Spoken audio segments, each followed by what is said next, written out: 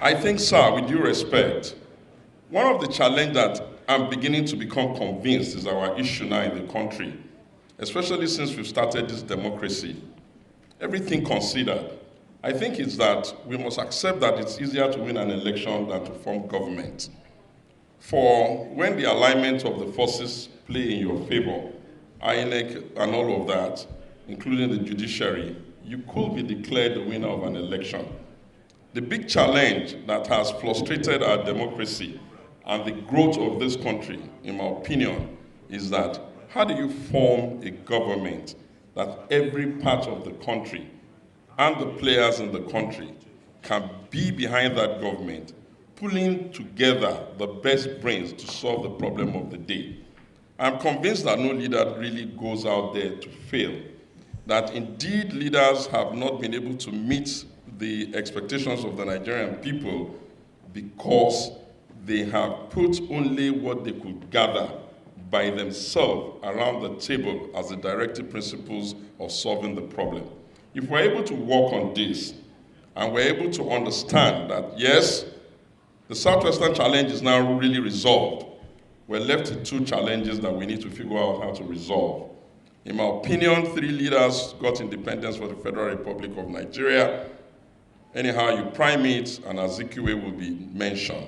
And therefore, I think we have come to a point now where, as we connive with ourselves to help the Yorubas out of their June 12 malady, we must figure out a way to connive with ourselves to shatter the glass ceiling over in the Igbos.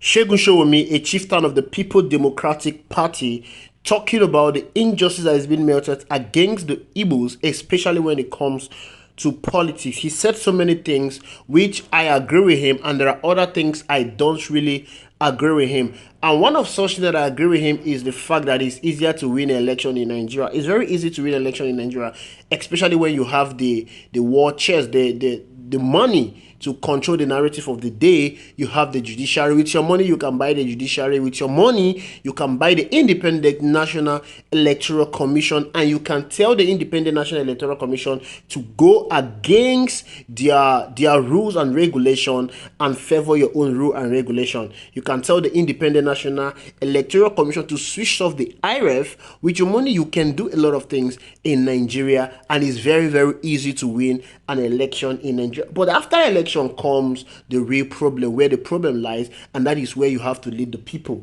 After election comes where you need to show working. You need to show the people that this is the reason why you campaign, you went all around. This is the reason why you bought your way through to become the president of the Federal Republic of Nigeria. And that is where the hardest part of it comes. Assembling people and making sure that these people, you rule them effectively. And that is what I can assume that Bola Ahmed Tinubu is facing today. He's facing a lot of illegitimacy issue, a lot of dissatisfaction from the people, from the east, west, north, and south. The people are not really aligned with his vision. They are not really satisfied with Bola Ahmed Tinubu. So it's very, very easy to win an election than to lead after the election. But the aspect I don't really agree with him is the fact he's talking about the politics of the day, on how they need to do everything possible to make sure that they satisfy the Igbo politically. The Igbo man does not need to be satisfied politically, and that is what every Nigerian should know. Yes, 3 men campaign for the independence of the Federal Republic of Nigeria. You have Sir Amadu Bello, you have Awolowo, you have Nnamdi Azikiwe, and when it comes to power rotation, the Igbo has been really deprived, of which the 2023 presidential election,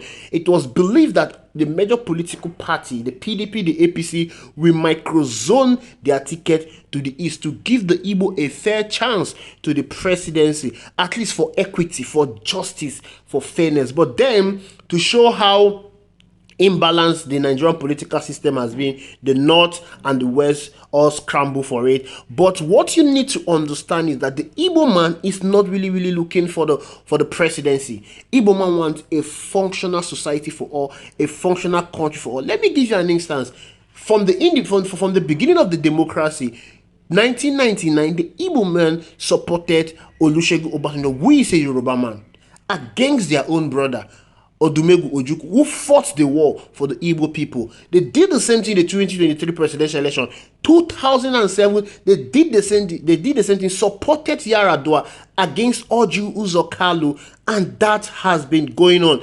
Igbo man, they will always go for competence ahead of any other thing. A lot of persons are saying that the Igbo people are supporting Peter Obi because he's an Igbo man. It is not because Peter Obi is an Igbo man.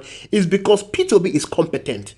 There are so many political leaders in Igbo land. Bring them today that you want them to become the president of the Federal Republic of Nigeria, and the Igbo people will not support them. Someone like Richard Okorocha. He was a very vibrant governor in his first tenure in office, but along the line he mixed the way. Igbo people will never support such character to become the president of the Federal Republic of Nigeria. You have someone like Soludo. Bring Soludo today, let him vie for the office of the presidency. Igbo people will not support him. The Igbo man always go for competence. They want a country that is functional, because as an industrial nation that the industrialists that the Igbo people were, they want a country that is functional and fair to all, so that they can carry out their business effectively. The Igbo people are in every part of the country. So if the country is working, they are going to thrive in everywhere they are. So this is the backbone of the Igbo people. They don't support tribalism. They don't support nepotism. They don't support ethnicity. They support competency. So when you're talking about satisfying them, that is not what they are after.